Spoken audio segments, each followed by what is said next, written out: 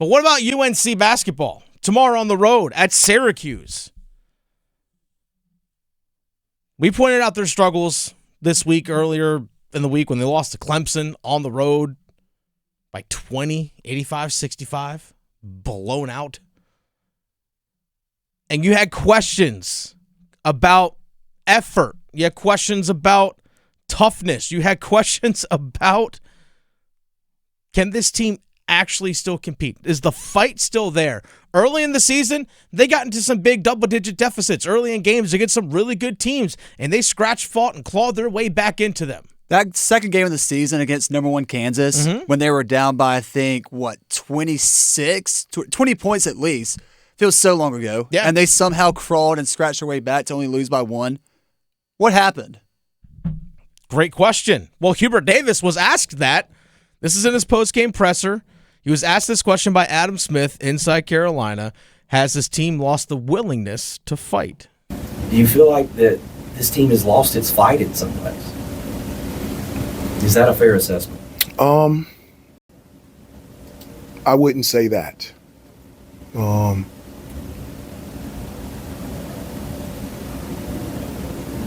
I would not say that.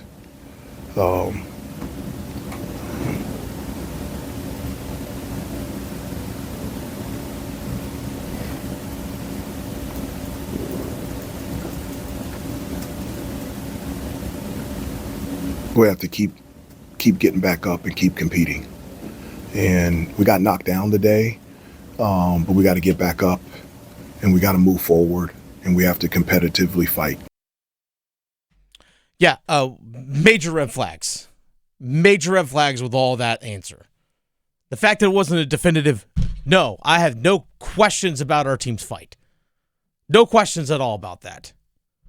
You didn't pound the table for your team. You don't necessarily have to pound the table, but it's like, has the team lost its will to fight?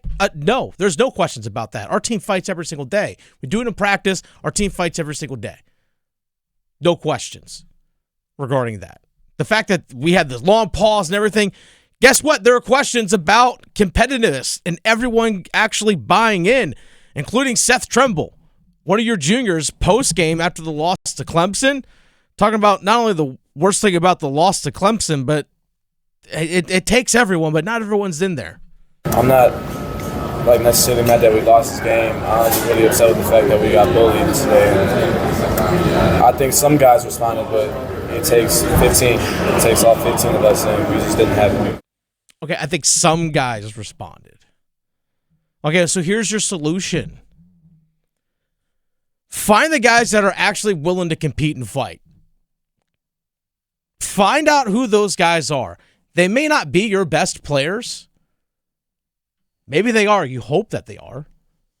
But if it's, hey, we have 9 guys or 8 guys that are all bought in, you ride those 8. Definitely sounds like Seth Trimble is one of them. Oh, 100%. And I know there's been some people that say, well, I don't know about calling out the locker room like that in front of the media was the best way to do things, but whatever they've been doing is not working, so you might as well try something. Try to light a fire under your teammates. Yeah. Hey, guess what? If I have to say that in the media and you get upset at it, then guess what? You're probably the guy that I'm talking about.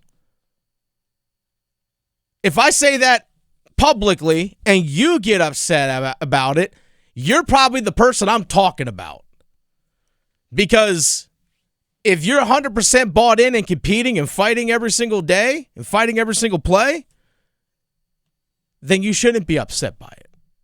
Because you know when you stare in the mirror that you're that guy. And Hubert Davis has to look in the mirror and really have an honest assessment about his team. All right, who's bought in? Who really is competing and bought in? Who's not? I used to say, you can't be a convenient competitor. You can't compete when it's convenient for you. Hey, things are going well. Hey, guys, I'm front of the line. I'm making all my shots. We're winning. I'm at the front of the line. But when things get tough, I got this thing that's kind of bothering me right now. You can't be a convenient competitor. Seth Trimble, you watch that dude play, you see it. That guy's all in. He hustles. 100%. And this is actually one of the reasons why when I like to go to games, sometimes I'll sit on press row, get a media pass. Sometimes I like to sit in the stands as well. I just listen.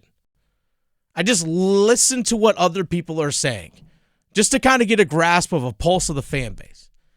And there are plenty of times I heard people say, like, man, I love that Seth Trimble guy. Just heard one of the people, I love Seth Trimble. He may not be our best player, but I love that guy.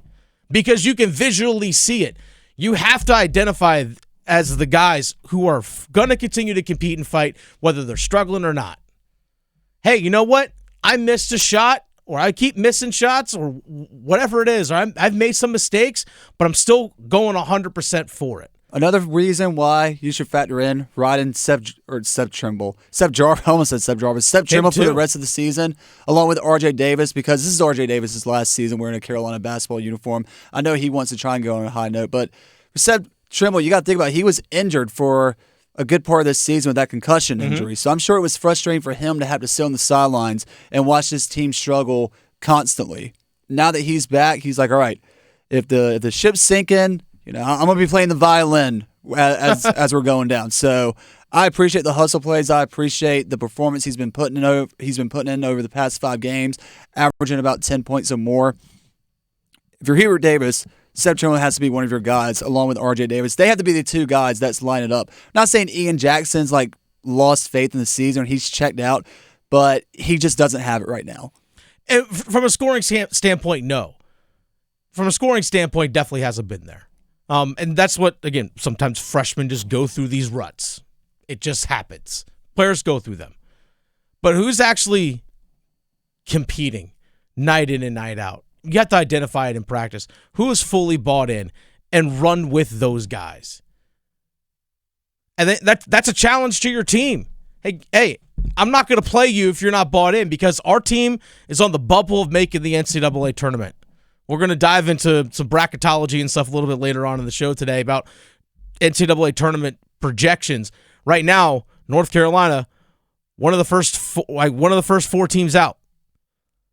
The first 4 teams out in the NCAA tournament, according to Joe Lunardi, ESPN, his bracket projection, first 4 out: Virginia Commonwealth, VCU, SMU, Wake Forest, North Carolina. So you have 2 other ACC schools sitting right there in front of you, as well as VCU, and Georgia being the last team in. Like, you have to jump those 4. You have to find, even if it's 7 guys, hey, these 7 are busting their tail every single day and are truly competing, you run with those 7. That's how you send a message to the rest of your team. Hey, are you in or you out? Because if you're in, let's go. But if you're not, sit over there. It ain't personal. I'm trying to win. Choice is on you as a player. That's the solution for Hubert Davis. If someone's not bought in, sorry. That's your choice, not mine. Also, you just can't afford for when that last game of the season comes around and your second game against Duke this season, not saying that Carolina's going to win, but you cannot let it be like it was the first go-around at Cameron Indoor Stadium, because if it's senior night, Duke walks over there to Chapel Hill and runs Carolina out of their own building. Talk about a low point for this program. Oh, man. Oh, God, lose the state next week? I forgot about that game, too. Yeah, lose the state? On your own home floor? You can kiss your season goodbye if that happens.